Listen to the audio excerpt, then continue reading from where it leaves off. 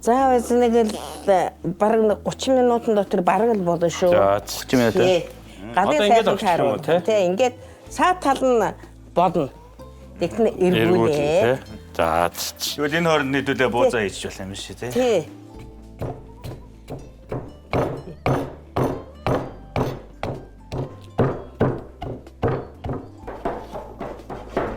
Бүрээд бууз нь бүрээд төмний уламжлалт хоолны нэг бөгөөд том хэмжээтэй дотроо шүл ихтэйгээрээ онцлог.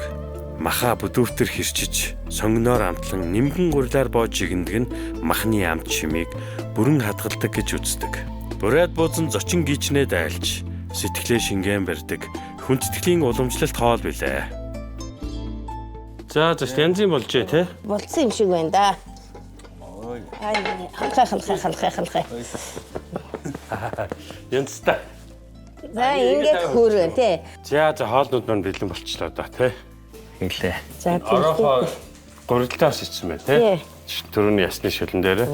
За одоо эд уул эцтэй. Одоо ид удаа манай дээр үеэс удамжилжсэн энэ бурятын маань энэ жинхэнэ үндэсний ясны маань хоол. Одоо та нар маань амсаж зооглож үзтээ. За та альнаас нь эхлэе зөвлөмөр.